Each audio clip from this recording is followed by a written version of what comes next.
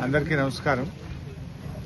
ముఖ్యంగా ఇప్పుడు ఈరోజు మనము చిన్నకోడూరులో మక్కల కొనుగోలు కేంద్రాన్ని రైతుల కోరిక మేరకు సందర్శించడం జరిగింది.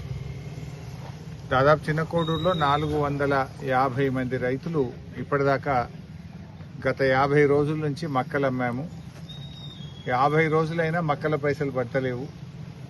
4.5 కోట్ల రూపాయల డబ్బులు రావాల్సి ఉందని చెప్పి రైతులు నాకు ఫోన్లు చేయడం జరిగింది.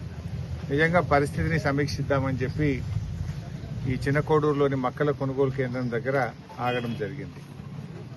ఇవాళ రేవంత్ రెడ్డి మాట్లాడితే రైతు ప్రభుత్వం అని మాట్లాడుతున్నాడు. ఇవాళ రాష్ట్ర వ్యాప్తంగా 49,000 మంది రైతుల దగ్గర మార్కెట్ ద్వారా మక్కలు కొన్నారు.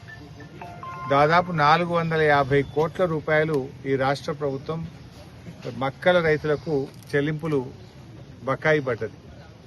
ఉత్తమ్ కుమార్ రెడ్డి, రేవంత్ రెడ్డి గారు మాట్లాడినప్పుడల్లా మేము 48 గంటల్లో రైతులకు డబ్బులు ఇస్తున్నాం, పంట కొన్న 2 రోజుల్లోనే రైతుల అకౌంట్లో డబ్బులు పడతాయని హైదరాబాద్లో కూర్చొని మాట్లాడుతూ ఉన్నారు.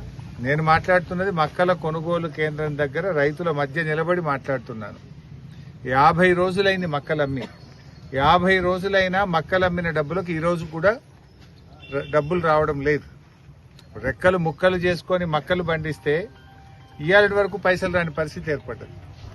నేను అడుగుతా ఉన్నాను రేవంత్ రెడ్డి గారిని, ఇప్పుడు యాసంగి పంటకు మళ్ళీ విత్తనాలు కొనుక్కోవాలి, దుక్కి దున్నాలి, ఎరువు కావాలి, డబ్బులు కావాలి కదా పాపం రైతులకు. నువ్వు 50 రోజులైనా డబ్బులు ఇవ్వకపోవడం వల్ల ఏం చేస్తున్నారు రైతులు? గవర్నమెంట్ ఇస్తుందో ఇయ్యదో లేట్ అవుతుందని చెప్పి చాలా మంది రైతులు ఇవాళ మద్దతు ధర కంటే తక్కువ 300-400 రూపాయలు తక్కువకు 2,000కు ఓపెన్ మార్కెట్లో అమ్ముతా ఉన్నారు.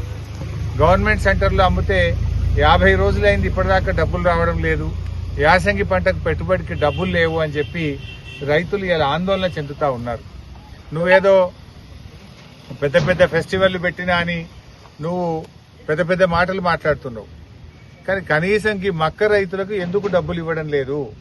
సోయాబీన్ రైతులకు ఎందుకు డబ్బులు పడడం లేదు? నేను రేవంత్ రెడ్డి గారిని అడుగుతా ఉన్నా.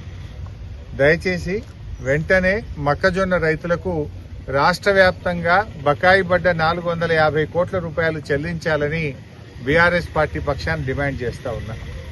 రేవంత్ రెడ్డి గారు నిన్న మొన్న మాట్లాడుతూ నేను బతుకమ్మ చీరలు ఇచ్చిన, ఇందిరమ్మ చీరలు ఇచ్చిన, చీర కట్టుకుని నాకు ఓటేయింది అని మాట్లాడుతుండు. అసలు నిస్సిగ్గుగా నువ్వు ఇచ్చిన చీరలన్నీ, దానికి ఇచ్చిన ఒక్క చీరకు ఊకే మళ్లీ నేను చీరలు ఇచ్చిన అని చెప్పి మహిళల ఆత్మగౌరవాన్ని